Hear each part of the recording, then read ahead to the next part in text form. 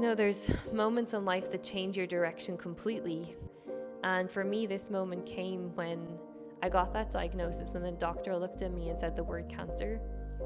And what surprised me the most actually was, this is probably going to be an emotional one because it's such a personal topic. I feel like it confirmed something that I already knew deep inside my soul. So I had this realization through this diagnosis that I was in a life or death choice point actually. So it changed everything for me.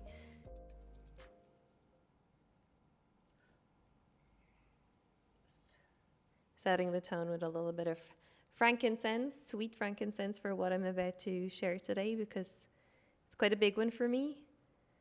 And we need some holy energy with the frankincense to support that.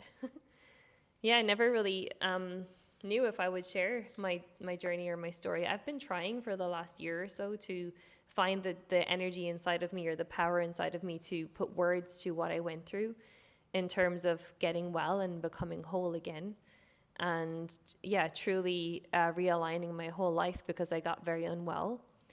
And I just feel right now, maybe it's almost 2 years. It's over a year and a half since the surgery, since what I went through. Well over exactly 2 years since I got diagnosed. And I just feel there's power in sharing it now. I'm beyond the feeling of I will lose power by sharing it, because sometimes when you go through something intense, you lose power when you share it prematurely. It's kind of like a medicine journey. You don't want to put words to something that is still marinating and processing internally inside of you. So I've really given it enough time for me to really assimilate and digest everything that has happened. So I finally feel ready to share. There's moments in life that change your direction completely, and they change the complete spin on who you really are. And for me, this moment came when I got that diagnosis, when the doctor looked at me and said the word cancer.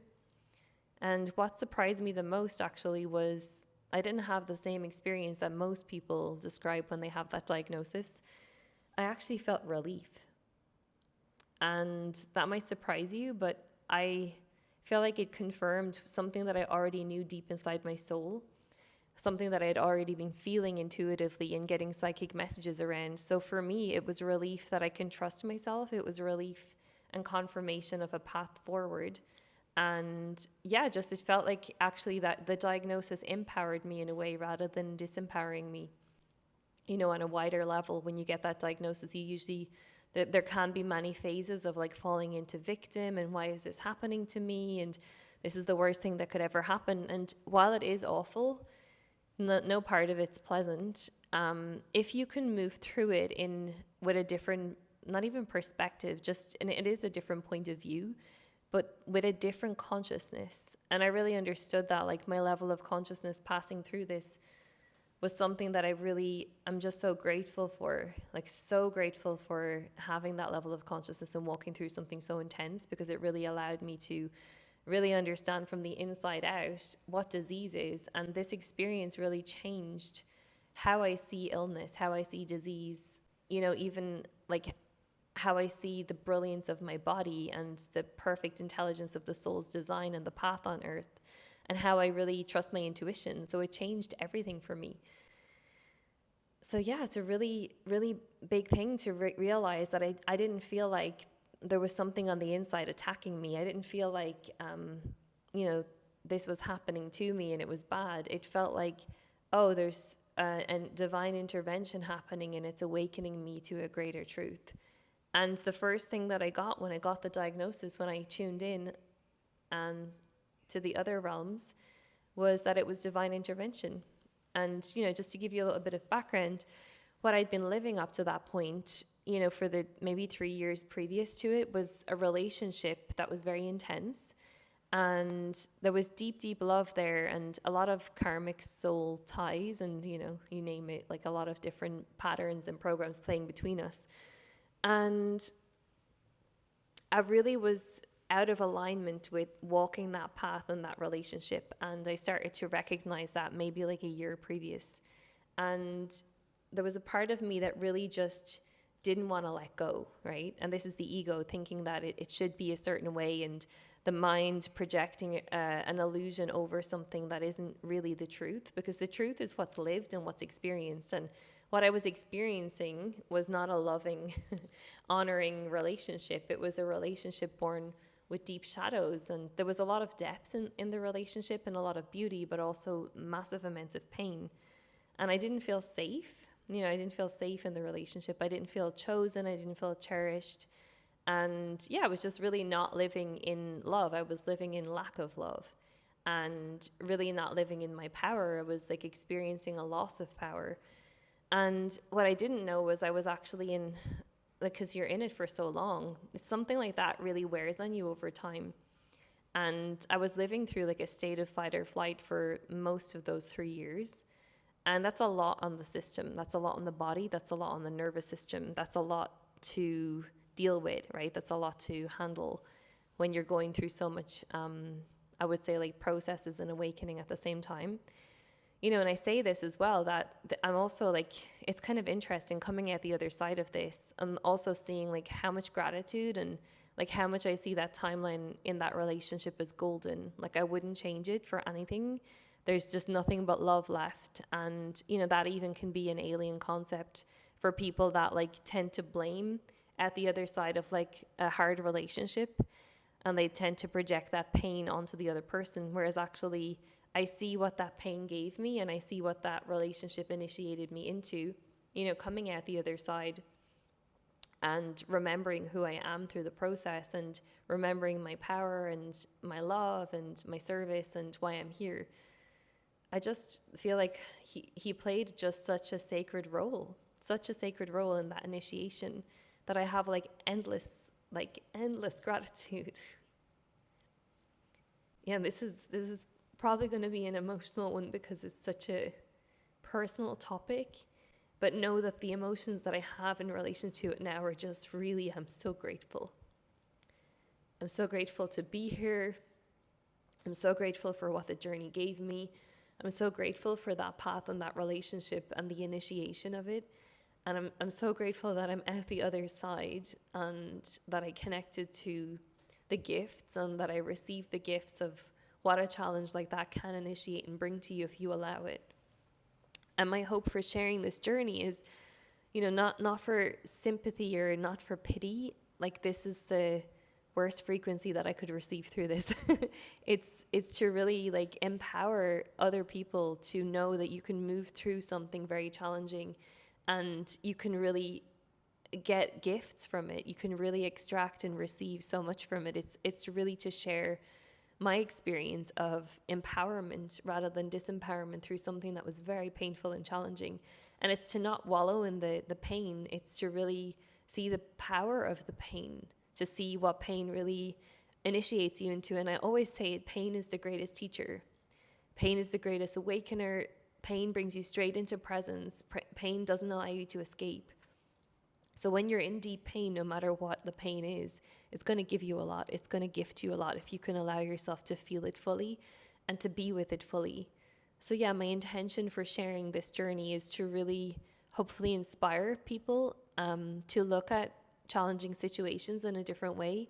And if you're going through any kind of physical challenge or illness, to know that if you can find your power through that process, your whole life can change.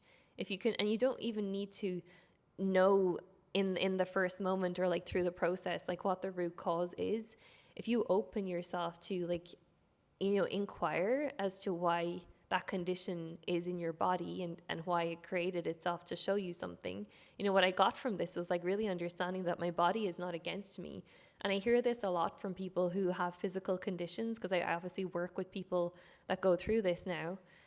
And I've worked with a lot of people afterwards, because we actually opened a healing center in the process of me going through this. And I was working with a lot of people that were going through like end of life experiences and really, really challenging deep conditions. And what I really noticed was like a recurring theme of like, if people could find their power in that process, they went through huge transformations. And it can be very easy to, I would say like blame yourself for like, it's not that you create a condition to punish yourself. It's actually to see that your soul's brilliant design and your body is intelligent. It's showing you the condition of where you're out of alignment with your well-being, with your whole being, with your wholeness, with what you want to live. And for me, I really actually understood and downloaded and uncovered my full soul blueprint, like embodied it through this process. I already knew my blueprint, but it became real and alive and embodied through this process, because I could see how, even though I had received my soul blueprint through this experience beforehand, actually, I wasn't living it.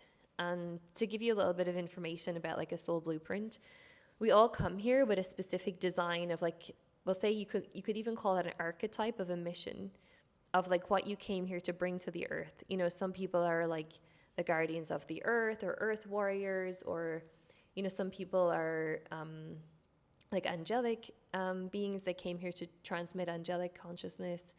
Some people came here, there's blueprints that are from shadow as well, like the dark feminine, the devil, like the trickster. These archetypes come as initiators and as purifiers, like the Kali energy, this like cutting away of illusions, or revealing, or like provoking you or tricking you into truth.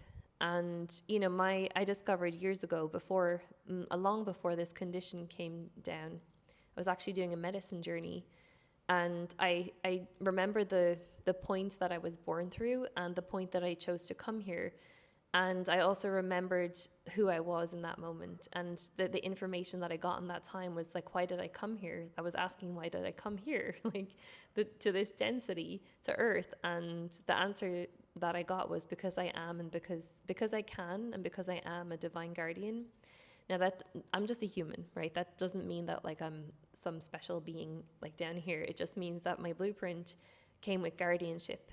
It came with protection, divine protection, and it came to serve consciousness in a way to help people access the gates of their own consciousness, to help them unlock their consciousness, to get through the gates to the inner kingdom, to really live heaven on earth.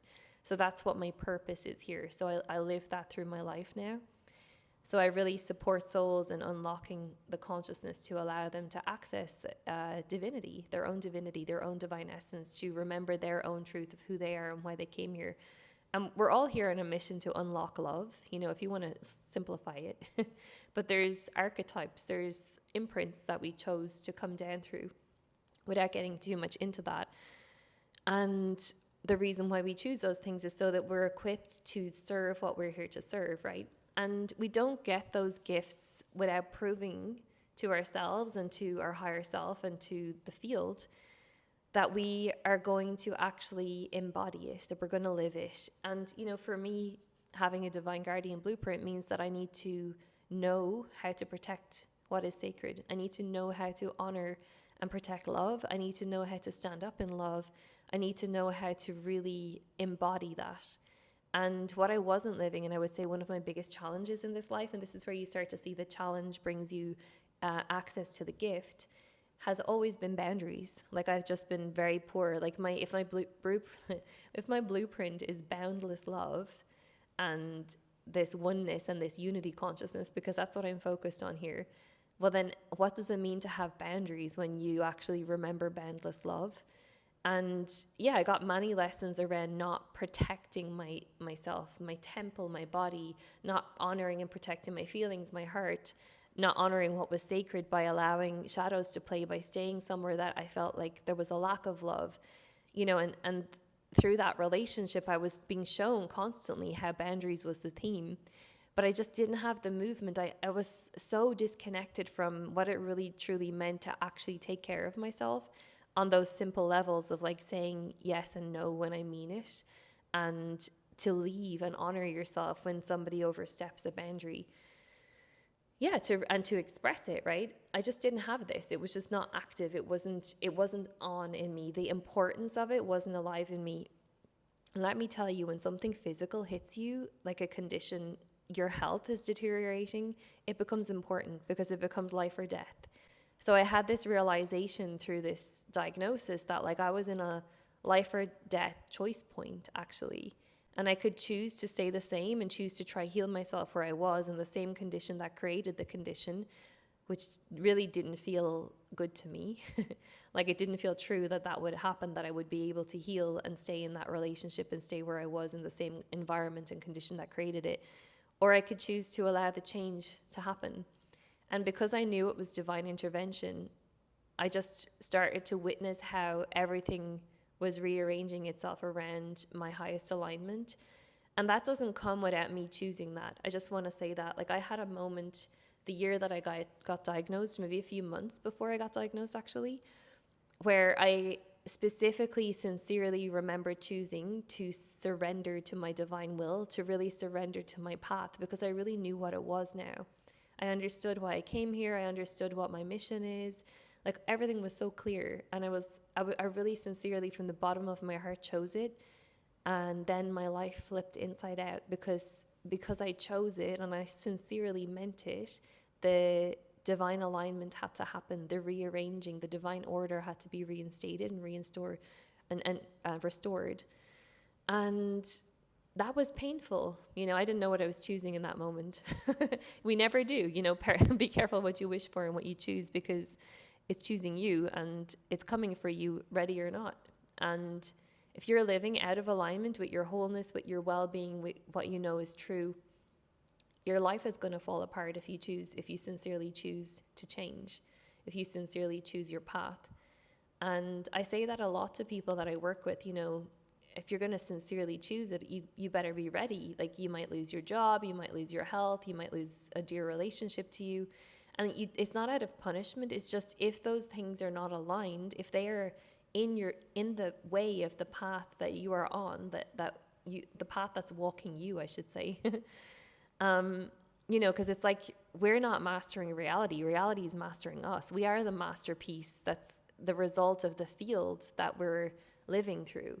This toroidal field that we have that's creating our physical body is full of information, past life, present life, future life, like divine codes, distortions, shadows, conditions. They all live in this field.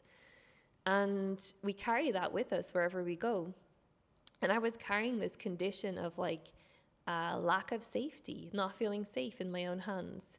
And that manifested physically to show me how my body was trying to say no for me. And, you know, to go into like, so I was living out of alignment, and then to go into like the diagnosis, the disruption, like this divine intervention that happened, like what I knew, or like how it was relief for me, was because in the lead up to my diagnosis, I was having psychic dreams. I didn't have any physical symptoms besides being tired. Like, I was pretty wiped, but I couldn't tell what was like tiredness from being in a relationship that was out of harmony with my well-being, or just general tiredness. And because there's so much energy shifting through the field, I'm so sensitive. Like, I just couldn't tell the difference between what the tiredness was coming from. And I just knew, like, from these dreams that I was having, and I had very visceral dreams. I'll share one of them with you. I had like 3 or 4 very psychic dreams in the space of maybe like about 6 months. And they started to get more intense towards the moment that I decided to get checked.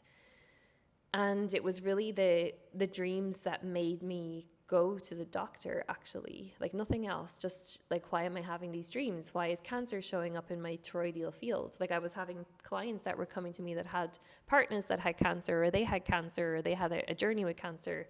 And, you know, by a law of resonance, I was like, well, why is this in my field? Like, this was never in my field before. Like, what inside of me is like the resonance to this? Because as within, so without. We have mirrors everywhere. And I'm always paying attention to the fine details of what comes to me. And this was just something that was coming to me. I was like noticing it and paying attention. And yeah, I'll share one of the dreams with you because it was the most significant one. I'll share bits of 3 of them. But on St. Patrick's Day in the year that I got diagnosed, which was I think 2024, I had this dream where I saw this like red snake on the floor, on the ground, and this was in my hometown. And I almost stepped on it with my right foot, which is the masculine side of the body. Red means base. It's linked to survival. It's linked to safety. If you want to go into the symbolism, like dreams carry, so they work with the subconscious. So there's a lot of symbolism available to us through the dreamscape. So I was really paying attention when I woke up to like decipher what it meant. And then I jumped over this red snake, so I didn't step on it. And then I saw right in front of me was a huge, kind of browny red snake as well, like anaconda size. And there was a man walking in front of it, and the snake swallowed the man whole. And then the man was inside the snake, and it created a big lump in the part of the body of the snake would be like the womb area. And to me in the dream, that looked like a tumor. And this old man was poking the snake with a stick, and I realized the old man was St. Patrick. It's funny, like he drove the snakes out of Ireland in the folklore. I still don't really know the meaning of that, but it was like symbolically driving the snakes, like it's distorted snakes that I was working with this energy for a long time. It's a Kundalini energy as well, and which is linked to like sexual energy, right? And anyway, he burst through the snake, and the man burst open out of the snake, and he had like two little angel wings on the back of his neck, and he was covered in blood, and I didn't see his face or anything. And then I woke up and I was like, "Whew, okay, what was that?" And this was ahead of the year of the snake, by the way. I had my year of the snake a year ahead of the year of the snake because I actually needed a year to recover from it. So I always joke that I'm ahead. I'm like somehow experiencing things a little bit ahead of the collective, but I think it's because I needed an extra year afterwards just to recover from the level of transformation that was happening. Yeah, and anyway, snake means transformation. So I kind of paid attention. I was like, this wasn't a normal dream. It was very symbolic and very much my subconscious showing me something. And when I was pulling it apart, it was like really feeling like I'm going to go through some physical transformation. And then I had another dream that was linked to a miracle healing, and Saint Bernadette showed up in my dream, and she's the patron saint of miracles. And she sucked an energy out of my body, and she went into the water, and she said, "The water has taken me now." And that means that a healing has happened, like a miracle healing. And I was like, oh, that was kind of strange. I'm like, and at this time I was already feeling like maybe I have cancer, maybe there's something going on, maybe I need to get my body checked. And I was feeling this based on just the dreams. And I should mention that the first dream that I had was of somebody that I knew that I used to work with years ago that I didn't really have an emotional connection to, but she just showed up in my dream, and she had gone through like a very hard journey with breast cancer. And I just remembered that. And she showed up in my dream and with this very ominous, dark energy. And in the dream, it just felt like cancer. And then I woke up. That was it. So I was having these kind of experiences, these kind of dreams. I had another dream where I was at my own funeral, and I was crying and feeling like I had left too soon. There was a lot more detail in this dream, but I won't go into that. And I woke up crying and holding my stomach. And that really got my attention, because I was like, oh, they're not my normal. I have strange dreams the whole time, and I do have psychic dreams a lot that show me different things about different things that I'm living, or like things that are coming, or different states of consciousness that I'm embodying. But this felt more like warning signs, right? This felt like my psyche was trying to get my attention. So anyway, I decided, just based on that, to go get my whole body checked. I wanted to check everything because I had no idea really what was going on. I had a feeling of like feminine area, but I didn't know exactly what area. It was just more like, this is my intuition. These are the dreams pointing to that area, kind of that feeling that it's going to be something related to my base, my sexual energy, Kundalini, all of that.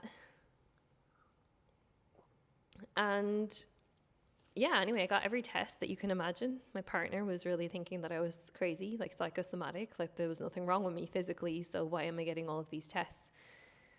And anyway, I actually ended up having, I think it was six to 8 weeks before I got the results, and the results were coming back piece by piece. And they were like, my blood was negative. There was a lot of things that were clear.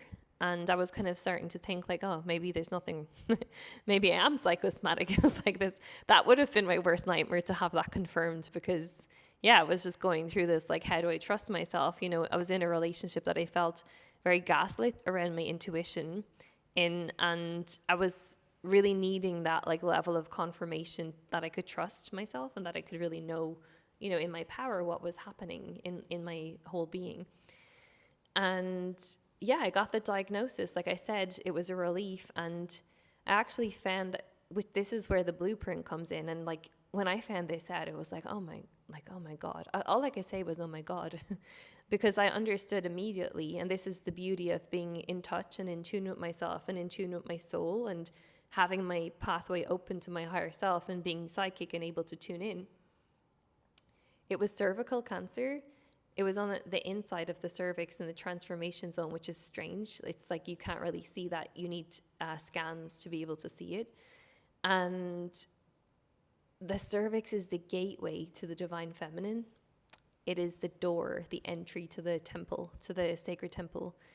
And my topic and my challenge was boundaries, doors, gateways. I was laughing, like you can only laugh at these things, but it's like the brilliance of it. And then also like how, like even how life was showing this to me, that we were building a temple at the time, our place to live. And we had no doors on the building for like over a year. Like the doorman just didn't come.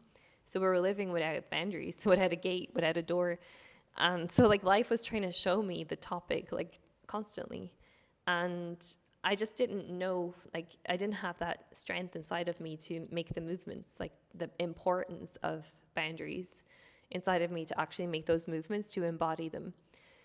So yeah, when I saw that, like this was the part of my body that was in self-defense, because cancer and tumor is like a part of your body that's saying no. It's a part that's like physically showing you the no.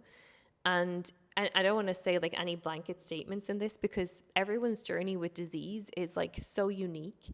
Your own blueprint is going to be super unique. Your own brilliant design is super unique. So that you can't, this is why they can't figure out a cure for cancer, because there is no cure. The cure is consciousness. The cure is remembering your divinity. The cure is remembering your power. The cure is turning the light back on. The cure is embodying a new consciousness that takes you out of the conditions that created the condition. And the cure is getting into the power in the soul level. So coming back to your power. Now, there's many things that can buy you time, and there's many amazing treatments that can definitely get rid of the condition, if not forever, for a while.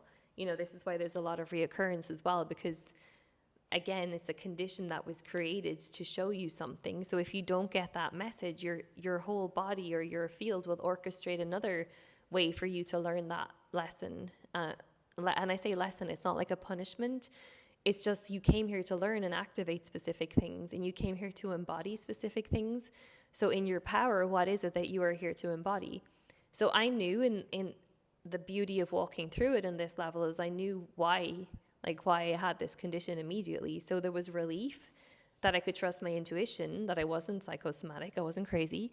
And then there was also this like huge like awe at my blueprint. Like I was really in awe. I was like applauding my higher self of like creating this whole intervention for me to really own and look at and see where I wasn't living in accordance to what I knew to be true, what I knew to be honoring, loving, like all of that, how I wasn't showing up, embodying that for myself, number one. And also when you don't do it for yourself, you can't fully do it for others. So yeah, I was really kind of going through that awareness. And something else that was very interesting as I was moving through, you know, like deciding like what route to take in terms of healing and everything. Of course, because I'm working in the healing field, and about 2 years previously, I'd been given the codes of miracle healing. And then I was kind of thinking in my mind, like, oh, is this the time that I get to prove to myself how the miracle works? Do I get to embody now healing, like self-healing and healing myself? And this was very much my ego speaking. This wasn't my truth, because when I felt that in my body, even though I knew how healing worked on a mental level, and I had the codes and I understood it on a mental level, like this is not understood through the whole body, I didn't feel in that moment that I would be able to do that. I would be able to allow that to happen where I was in an environment and a relationship that was actually the creator of the condition in the first place. So that it felt like I would just be wasting time trying to heal myself in the situation that I was in. And when I felt into like the proposed option from the doctors was surgery, and it was like full removal of the womb, the cervix, some areas around the whole womb and cervix, different ligaments and lymph nodes, but they left the ovaries. or they proposed to leave the ovaries, which was good because these are like the dragon's eggs, the golden eggs, and they keep you young. And so yeah, this was like a big surgery, and that actually, it felt like, oof, like that felt like a lot in my body. And I didn't think that I would need such a big surgery, but that was really what they were suggesting, for like a curative surgery, they were calling it. And that felt, even though it felt hard and challenging, and like my body was not going to like this, it felt like it was in alignment. It felt like this is like the path of least resistance. It felt like the yes in my body. And I would say the biggest struggle, or the biggest challenge that I faced in this time, was really trusting that yes, because of the battle with, like, I have the miracle codes. Am I failing myself by not like trying it? And there was so much going on in terms of, like, I knew so many healing therapists and like people with healing machines, and we had literally this is interesting, the day that I got the diagnosis was the same day that these EE system, this huge energy enhancement healing system, had arrived in our place, and we were setting up the healing center. And they actually had, if anyone knows me, they'll know that my soul path number is 711. I have an image of it that I saved on the boxes. The delivery boxes had 711 written all over the machines. The day that I got the diagnosis, these machines arrived, and they support healing, and they actually hold open the miracle field to allow healing to happen. So it was like also having this experience of like, oh, am I supposed to heal myself through the machines now that they're here, right? And that also didn't feel right in my body. And what I learned through the process is that, like, nothing outside of you, no machine, no diet, no supplement, no therapy, no anything can do the healing for you. You can work in tandem with these things to allow they can be supportive tools. You know, you work on every level when you're not well.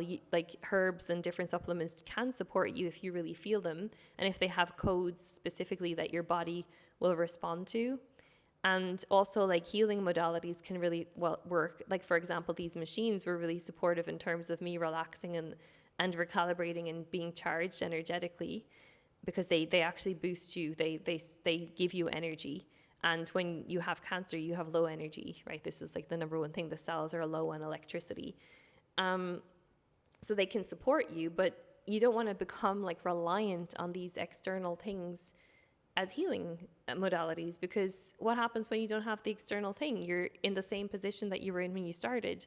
You don't believe in the power of the body. You don't have that trust reinstated in your like ability to self-heal.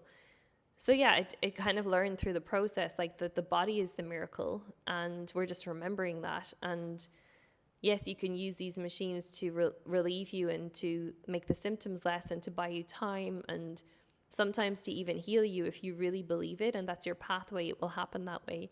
But for me, it wasn't my pathway, and that was a really big thing for me to understand. It was like, everybody's going to have their own pathway, and there's a reason for it.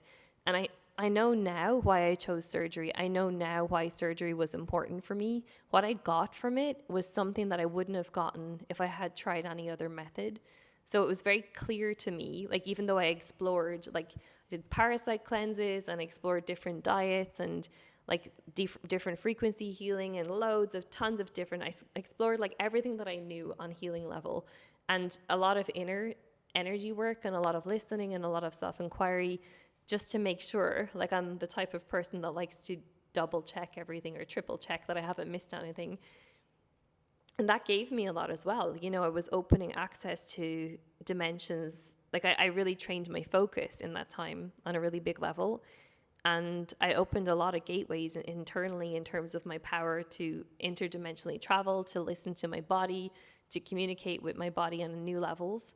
So I got a lot of gifts just through that process. So it wasn't wrong that I tried all of these things. It was part of the making sure that I'd made the right decision, right? And I delayed the surgery for maybe like 3 months because I was trying out different things and seeing how they felt. So it wasn't an instant, yes, let's do it. It was more like, let me feel this, like, let me check, let me like triple check that this is in alignment for me. And yeah, it just kept feeling like it kept revealing itself over that period of time that surgery was the aligned thing. And I went through it, and, you know, the surgery was the pinch point. It's like talk about a shamanic experience where you go through something physically, viscerally, all the way through the body. Like surgery just brings you into the present moment, because it's like the incision to cut into a condition, to feel it fully, to reveal it fully, to heal it fully. It's a real, like, all the way through the body, embodied experience. And I won't share everything about the journey, but I'll share the pivotal moments that like showed me something, and that I like what I really gained through that experience. I was in Czech Republic, and in a country that I didn't speak their language. And what I noticed in this time when I was diagnosed was I was kind of missing like true compassion around me. I had a few people in my life that were like able to be there and present and compassionate, but the general theme was, it was missing.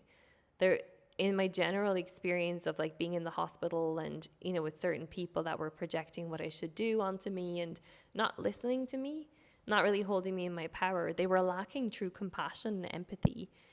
And I was really reflecting on this. I'm like, if I'm not experiencing it on the outside, it must be missing on the inside. It's like as within, so without. And I had this really mean nurse, like after my surgery. Like the surgery was a whole thing. I had like, when I woke up, I was having this experience before I woke up where I was in ICU and I was looking over my body. Like I was seeing Holy Spirit like flying over my body, this kind of angelic golden energy. And then I was flipping between being the Holy Spirit, looking down on my body. So I was going in and out of my body. And I know now why, because when I woke up, they didn't have the pain killers, the pain meds in. And I woke up with the full pain of what had just happened. It was like a 5-hour surgery. And my whole insides were rearranged. And to save you the details, it was pretty horrific. I watched it. I wouldn't recommend this. I watched it on YouTube beforehand, what they were going to do. And it's like everything was rearranged. I'm like amazed at the body's ability to heal, actually. And yeah, I woke up with the full pain of it. And it was like I was going in and out of my body with the pain. And I wasn't able to tell the nurses because they didn't speak English. So I was going through this like, yeah, you can imagine the screaming pain. And they were shushing me because there was somebody next to me that was sleeping. So that will give you the idea of like how my hospital stay went. Not being able to communicate my needs because they couldn't understand me. And then I had a really mean nurse. She was just like ripping off my bandages and like very rough with me. So I was really pushed, like I was pressed in these times. And I just remember like quite a few times just crying, like with myself. There was nobody else there, just me and the mean nurse, and just feeling this like pain relief through crying. The only thing I could do was cry. It was like it was so intense that was actually what relieved it. And I had this other really huge experience when I came home, and I was in hospital maybe like a week to 10 days. Then I came home and I was recovering in the healing center that we had built. And, you know, in this portal during the surgery, my partner at the time, he just wasn't able to be with it. He just didn't have any capacity. Whatever was going on inside of him, he wasn't able to stay. And I experienced like massive abandonment, like in that time. Like he left, he went to America. He just wasn't present. He wasn't there. And I was going through like, you know, in my time of need, like really like when I just really needed him to be there, that he left. And it was like, and I feel like now in hindsight, like I needed it. Like I feel very grateful that he followed his feelings with that he just wasn't able to be there, because it allowed me to choose differently. It needed to be that extreme and that intense. And honestly, like these initiations are so intense. We don't get anything easy. Like it's simple, but it's not easy to actually act based on love. Especially when we're just loaded with conditions. Like we're just so conditioned to be in fear, right? And I had a lot of fear in that relationship.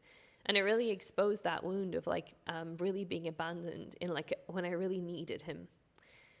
And I had this like profound experience when I was lying there like 2 weeks after the surgery, and I tried to sit up and I really hurt myself. Like I was trying to get up to go to the bathroom or something.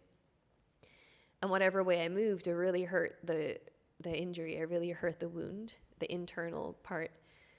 And it was so painful that it just like floored me. I was just lying down, like really feeling like shit, like this is like intense. And in that moment, I was really like feeling like I was reaching, like I felt like I just wanted someone to hold my hand, and there was nobody there. And I just recognized, and it's not that I didn't have friends that could come and, all of that. It was just in that moment, I really felt alone. And I really felt that I was alone in life, actually, that I was really having to walk through this alone, that there wasn't really anyone around me that was able to just be with me and hold me in my power. And I needed this experience, because in that moment when I was reaching for someone outside, I energetically held my own hand. Like something widened in me, and I went into, there's no other option. I have to hold myself. And there was a huge burst of energy, like some like supernova explosion that happened internally in that moment, where I just burst out crying. And it's like I understand, like when Ram Dass talks about like becoming love, I became the frequency that I needed, which was compassion, which was love. I burst into self-compassion. And as I was crying, I felt and I could see and sense and know like how I was relieving my pain, how the pain just started to dissolve. It was like as I kept allowing that frequency in my body, the pain was disappearing. And I had such a profound experience, like to be compressed so much and to have like, such an intense condition. It's almost like, the pressure creates a diamond. And this was a diamond that I got in that time. It was like, wow, I really became what I needed. And I gave birth to compassion. And that's what it felt like. It felt like a birth inside my body of that. And I've had this experience before with different frequencies where suddenly something awakens inside of me, and we're here learning what the notes of those frequencies are. Well, I am anyway. This is part of my path. And we are an instrument, a divine instrument, and we have to remember how to play these divine notes. And compassion is a divine note. And I really needed to have that note on and real inside of me, because I knew what compassion was. And I imagined that I could act compassionate, but to truly have that ability to be there in compassion, that's something else. To be there and to really transmit it and to radiate and emanate it, that is something different. So I was really grateful for this experience. And I don't know I don't really remember the timeline. It's a little bit fuzzy, but it was around this time, like a week or so later, that I also made the decision that I would leave the relationship. And I never, like in all of that time that I was going through this, like I never imagined that that was the answer. I never imagined that I would leave that relationship. Like I have so much love for him on a soul level. I still have so much love for him, but not in a sad way. Just a deep love, just such a deep love that I never imagined that I would leave. And in that moment, I hit rock bottom. And I really knew that it was either choose yourself or die. Die where you are, because love is not here. Love is not being born here. It's not being allowed here. And it was like that real moment of like, I decided to choose to change. And in that moment, I chose myself. And that is what self-love is. And like, you don't sacrifice yourself for another. You never sacrifice what is divine, what is sacred, what is true. You only sacrifice shadows. And I was sacrificing my shadow of lack and of fear by choosing love. And I chose in that moment to leave. Like I never thought that I would say it, but it was the choice was choiceless at that point. And in these kind of scenarios, you will always get to a point where it's choiceless, because it will be serious enough, right? And this was serious enough for me to say, hey, this is really not it for me.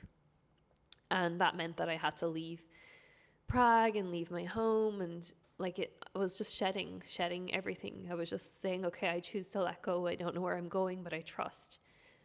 And it is that like divine trust and like that faith that you open inside of yourself that creates pathways to new realities.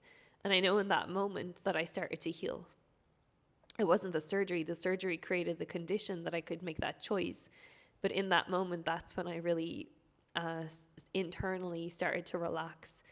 And I would say, like, because I spent another 3 or 4 months living there, healing, recovering, because I couldn't imagine, because I had to go to hospital checkups and everything. I couldn't imagine like traveling and moving home at the same time. It just didn't make sense.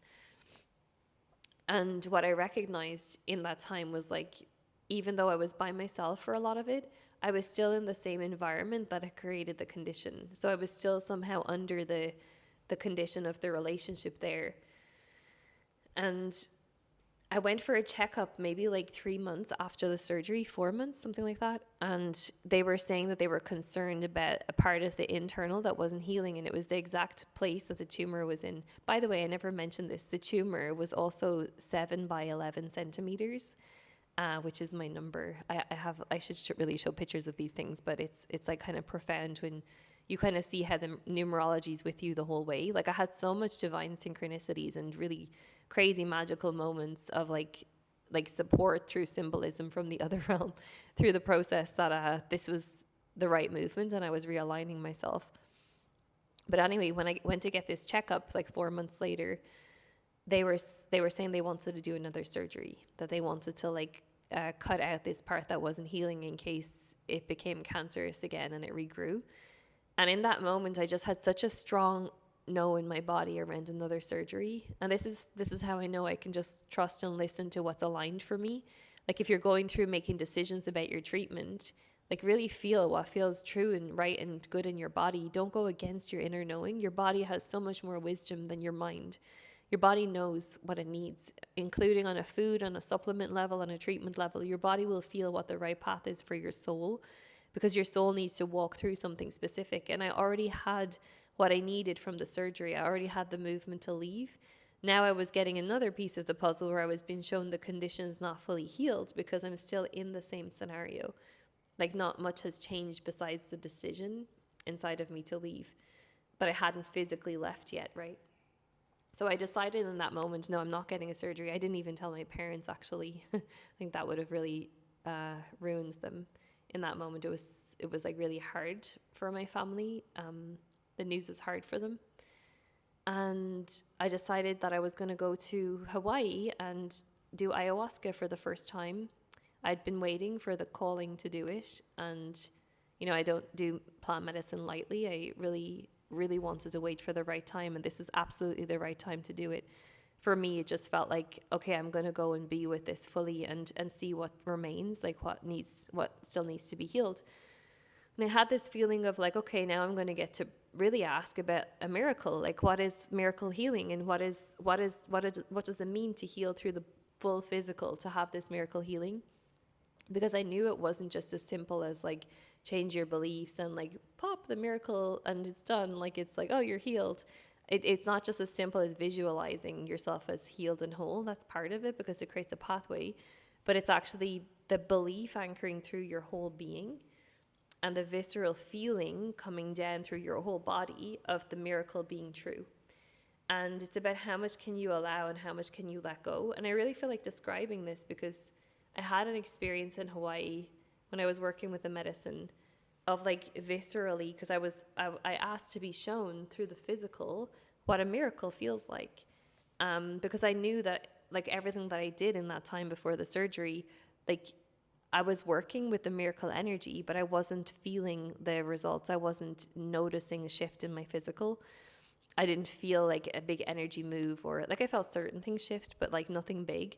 And I know that you get feedback viscerally when something shifts. And I went through this experience of like this kind of like, I almost call it like almost robotic in my movements. It was like zoo, zoo, zoo, zoo, like this kind of shaking energy. I was shaking. I was holding my fingers on the part of me that was still wounded on my stomach. And I was really working with allowing. I was allowing. It was like, how much can you allow? How much can you let go? And I could feel myself allowing and opening, allowing, surrendering, allowing, let go. And my whole body, I was crying a lot. It was like this huge visceral experience. My whole body was tingling with like all of this energy, like my cells were fizzing. And I knew after, it maybe lasted about 20 minutes. And after that experience, I knew it was done. I was like, that was it. I am healed. Like I could feel this knowing of like my body went through the recalibration. It wasn't just my mind. It wasn't just my consciousness or my field. It was that I allowed the restructuring through my whole body. And sure enough, when I came back from Hawaii, I had another test. Maybe this was like 3 months after I had gone away, 3 or 4 months. And the doctor smiled and said to me, well, you got your miracle. You don't need surgery. The piece has healed, the piece that wasn't healing. And I was like, oh, well, I knew it, but it was like having that confirmation just felt really empowering. It felt really validating. It felt really, really important, like an important piece. So I didn't miss the part where I get to experience the miracle healing. It was I still got that piece because all wishes come true. You come here to experience and embody something. You get a full experience of it if you can allow it, if you can open to it, if you can create the condition and take that action towards it. Yeah, and then I went through a process of like moving, and I was still healing, but I moved all my stuff and moved back to Ireland, and like kind of took the action that solidified the decision to change, to allow the fuller realignment to happen, to like make my service the most important thing in my life, to really surrender to my divine will, to really live as love, and to really not allow any distortions to play in my field anymore. And I still go through tests and challenges in terms of boundaries. Like it's an ongoing process to really live as the divine guardian blueprint that really protects and honors love. So it means that like if I feel a mistruth or something that's in shadow, I have to stand up in love. And I don't fight against anything. I just have to speak a truth where there's an untruth. And it's constantly calibrating to feel strong enough in myself and feel safe enough in myself to allow that to come through me. And what I did get through this experience was like safety again in my hands and safety in my body.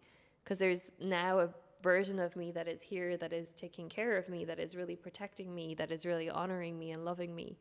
And I couldn't be more grateful for like receiving that, for like really knowing that like, oh, I made it. Like I learned, and it might seem very basic to some people, but like when it's your challenge, it's not basic at all. I know there will be a lot of people that will also have this challenge, especially when you come orientated towards unity consciousness and boundless love, to say no to somebody, especially when they might be in pain, or you know that like you might be entangled with them, or you might fear disconnection. You're trying to keep the connection alive, but you disconnect from love when you say no to a connection that is in lack. You know, you say no to a vibration that is not allowing love to play. So I had to continually learn how to choose love, to connect to love, and to honor love in all of my actions. And that meant some people fell away from my life. You know, it meant that people that, like what this journey did show or reveal to me was like who was really with me. The friends that were with me through it, I'm so grateful for them.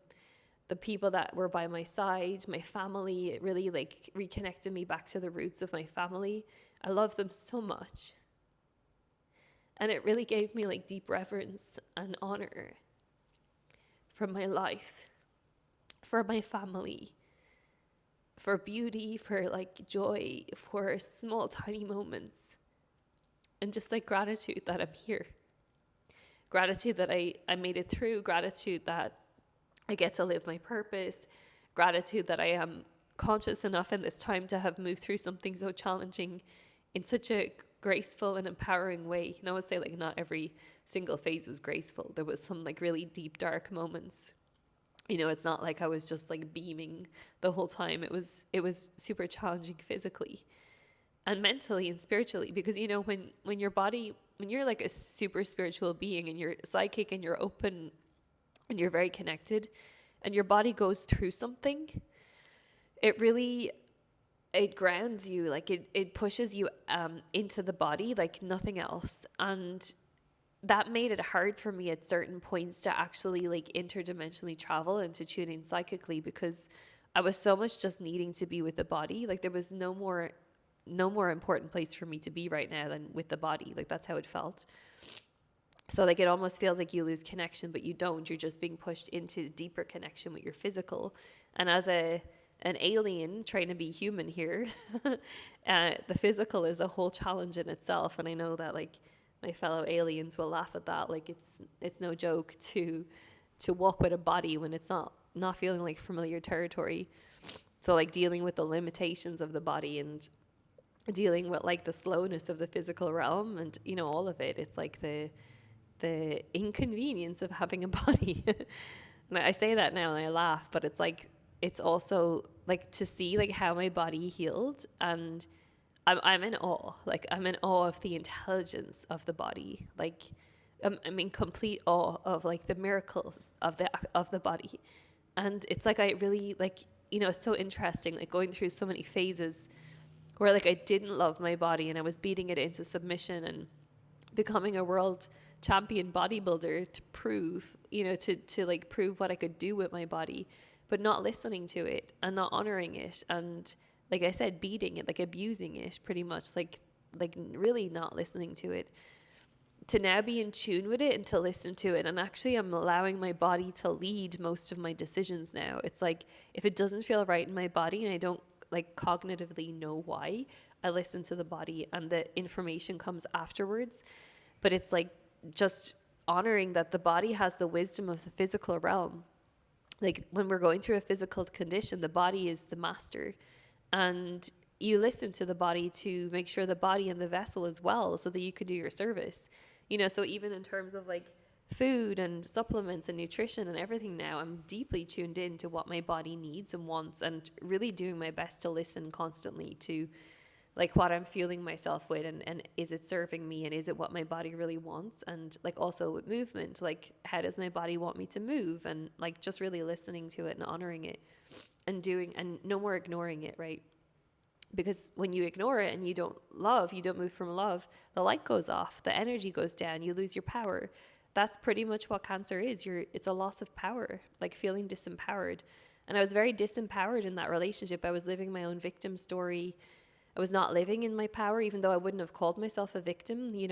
I just wasn't moving in accordance to love. I wasn't allowing like my power to be on. And what I can say that I gained through the experience was full power on now. Like I just feel this like strength through my center to show up and to serve. This strength and like devotion and commitment and surrender and dedication to my path. And that wasn't fully there. It's like I feel like beforehand I was kind of flirting with my purpose, but also trying to get my needs met through the relationship that was out of alignment. And yeah, just not living in in full congruency with what I was speaking in terms of like, what I knew love looked like, what alignment feels like, what wholeness and well-being feels like in your body. If you're in fight or flight, you're not in well-being, you're not in harmony. And disease is disharmony. It's disharmony with your wholeness. It's disharmony with your well-being. It's disharmony with source, with the very source of the life that you are. So really just like when you understand that, healing is simple. It's the most natural thing in the world, but it's so difficult to allow it. Surrender is our biggest challenge as humans. I really feel that. Surrender is also our natural state. We are so much held outside of the condition of surrender because of the conditions of the mind, the imprints of the ego, the fear-based actions, the way that we live through control.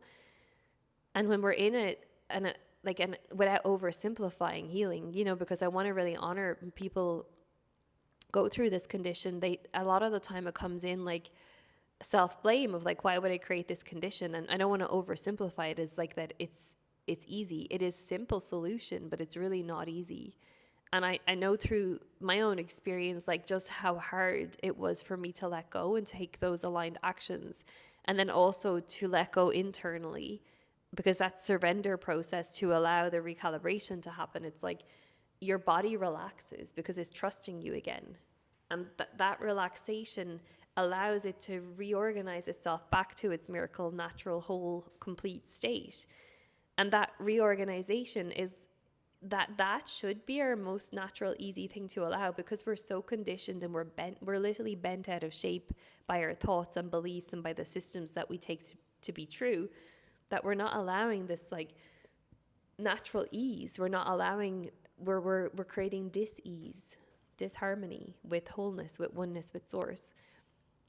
So stress, like, why do they say stress makes you sick? Because it does. It's dis-ease, it's disharmony with your whole being, with your well-being.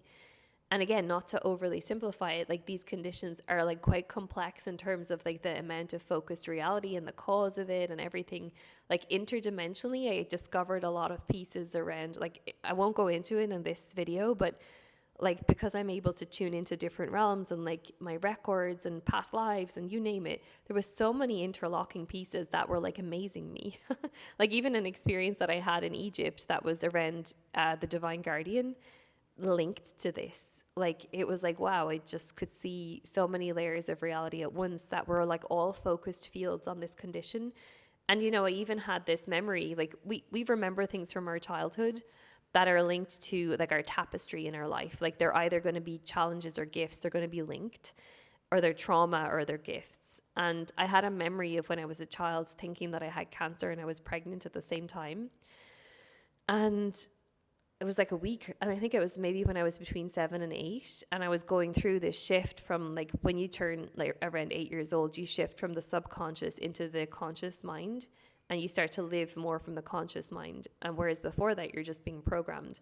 And it's almost like it connected into the program inside of me, the part of me that chose to live this cancer experience so that I could activate my gifts, because I thought I had cancer in that time, and there was no reason for me to have that thought. There was nobody around me that had cancer. There was like no reason. Like it was something that I picked up from my field, I feel like, when I look back on it. And you know, I had this, like, even when I was a teenager and like moving into my early 20s, I was always thinking like, if I ever get cancer, I'll know what to do. I'll just eat this green juice diet and I'll get rid of it through diet. And like I feel like a lot of people think that they would be supercharged with, like, a diet's a good thing to talk about, actually. It's worth mentioning, because I was really healthy. Like I was really like juicing a lot and having a lot of greens and like eating really well, and I was running most days. Like I was really, like, you would say, like taking care of my body, taking care of my health. And I still got sick, right? So there wasn't at any point where I was feeling like I was going to heal myself through diet, through something extreme. In fact, that felt more stressful to me than anything. Like overhauling your diet when you're already feeling stressed is like another stress sometimes. And I would encourage anyone that's going through that to, like, yes, pay attention to what you're inputting into your body, but also to know that you didn't cause it through the diet alone. There's something going on emotionally, energetically, psychically, spiritually, that is linked to it. And because I think sometimes people think like, oh, they got sick, they must have had a poor lifestyle, or they must this or that. Well, then why do children get cancer? You know, like why is it, like, you know, if it's so simple, like, why does that happen? And it's really good to not project onto something that you haven't experienced, because, you know, for me now, what it gave me, like specifically, like my ability to hold space for others going through something similar, is that I really listen to them, and I ask them questions, and I hold them in their power, and I never tell them what they should do. And this is one thing that I noticed in my journey, was like, really, a lot of people were telling me what I should do.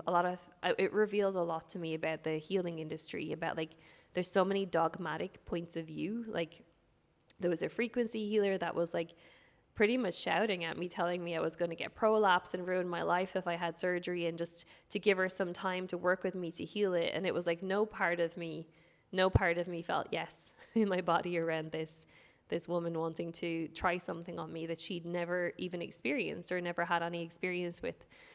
And there's a lot of ego involved in terms of people thinking that they know, like, I have the cure, I know what it is. And it's like, you don't know shit if you haven't been through it. And also everybody has their own, we'll say, like, hero's journey with disease, and they have their own things to discover. And I would say it's a great opportunity to really like transform and shift and change and realign and redirect yourself in such a profound way. Like I could not have created a more brilliant setup for me to have such a transformation ahead of the year of the snake. For me to fully like embody and allow and imprint and allow my blueprint fully through me, I could not have created anything better. Like it was the perfect design for me to get the gifts from the challenge. And what did happen afterwards was, because I allowed, it's like my heart energy was so low for so long, like I wasn't actually full power. Like when my power came back to me, my channel got much stronger, my psychic abilities got much stronger, like everything just dialed up like 10 times. And I was like, oh, this is what it feels like to have full power on. And I could not have had this experience if I didn't have that challenge to activate it, to initiate it. So your gifts don't come without initiation, and they don't come without you truly embodying the blueprint. You know, if I'm not going to honor and take care of myself, I'm not going to be given the gifts that are involved in playing that role as a divine guardian, of embodying the consciousness that it takes to enter the gates of the inner kingdom, to really come back to wholeness, to come back to love, to come back to oneness. Yeah, so I feel like, just as hard as it was, as much grief as there was, it was like I was going through this incredible experience of the alchemy of grief and gratitude at the same time. Like I remember walking through the forest in Prague afterwards, and for the first time in a few years, I was feeling gratitude. You know, because when you're in something that feels abusive, like, and it wasn't an abusive relationship, but you're abusing yourself by not allowing love through, you're really like, you're not able to access gratitude. You're not able to access compassion. You're not able to access love. That they're just shut down because you're in when you're feeling abused, you can't, there's no gateway. And this gratitude started to come back online. You know, and I want to share that as well, that like you can't access compassion or gratitude, because a lot of people try and force gratitude through the mind. And same with compassion. These are not things that you can practice. These are things that awaken inside of you. These are things that come as a result of you listening to, embodying, and walking the truth, of you knowing the truth.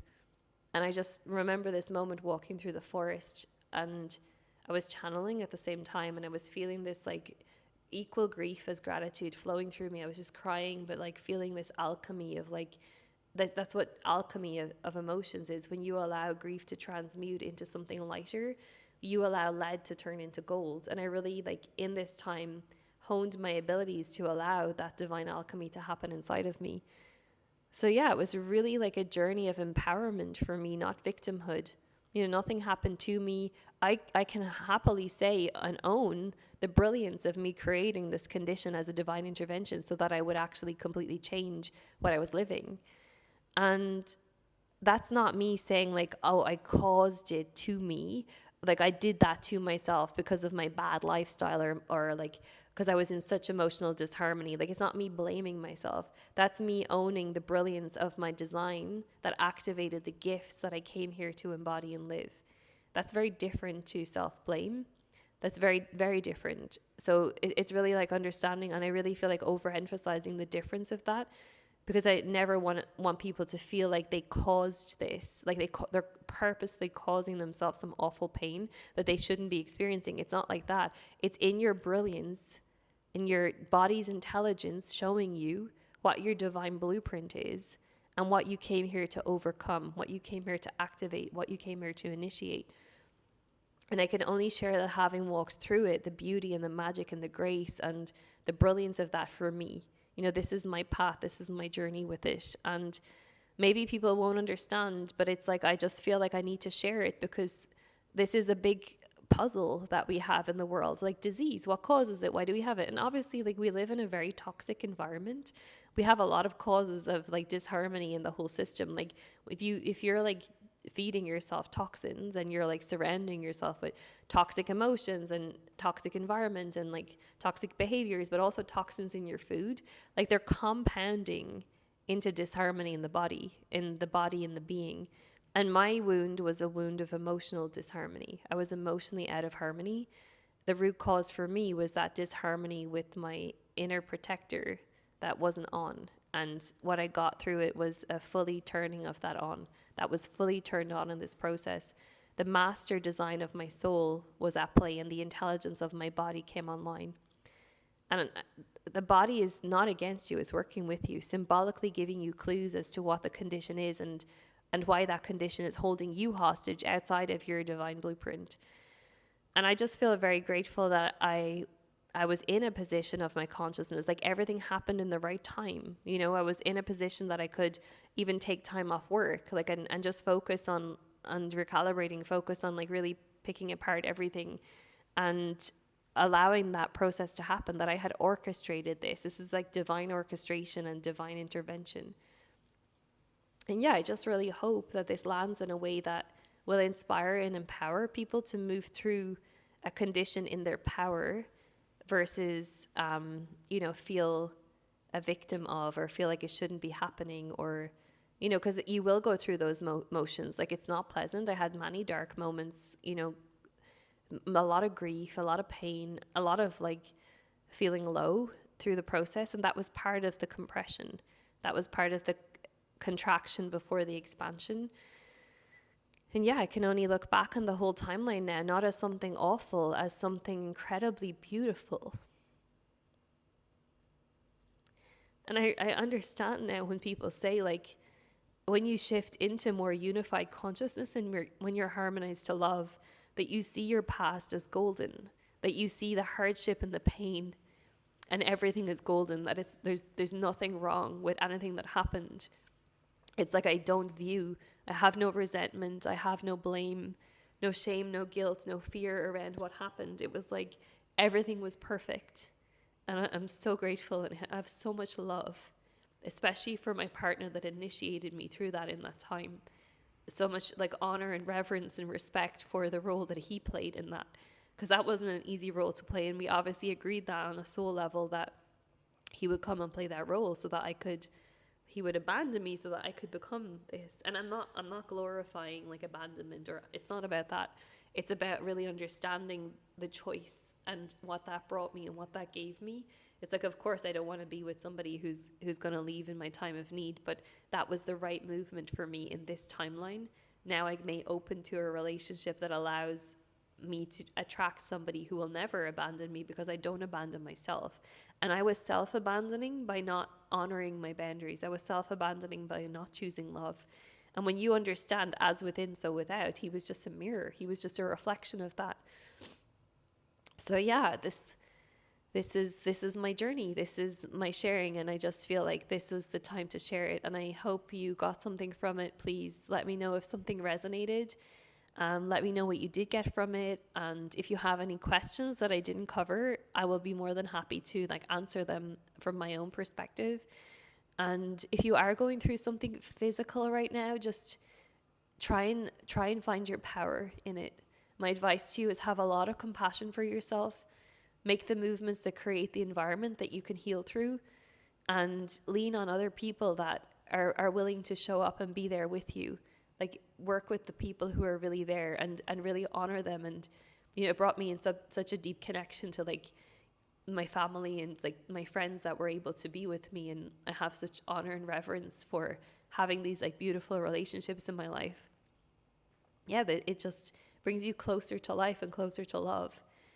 And I feel like the initiation into love was ripped me open, but it also revealed the power of my love and the power of my heart.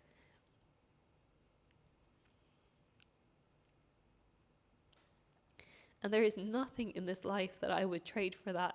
Nothing. So even though it was a great sacrifice on every level, incision to cut into, decision to move through, I am so glad and so happy and so grateful to be here and have that experience to share the wisdom of what healing actually is, shamanically all the way through the body, and to share the story, to inspire, to help spark that divine inspiration for somebody else to find their power through anything challenging. It doesn't have to be a physical condition. Through a challenging relationship, find the power to leave. Find the power to see where you might be keeping yourself in illusions, through the ego, through the fear of not wanting to let go, to the fear of the unknown, whatever it is, to find your power and choose what feels divinely aligned for you. What is your birthright? What is the part of you that will feel honored when you make those movements? That is embodiment. It is walking with embodied love, embodying who you're here to be. So yeah, sometimes the hardest moments in our life become the doorway to our deepest alignment, our highest alignment, our truest life, our most fulfilling life. And I definitely can say, having come through that 2 years out the other side, I'm now living my truest, most fulfilling, most harmonized, most peaceful, most joyful, most loving life that I could imagine. And I couldn't have done that without this divine intervention. So yeah, if you've made it this far, thank you. Thank you for being here. And please let me know if you have any questions, and I probably will share more over time, but I think that's enough for now. Yeah, thank you.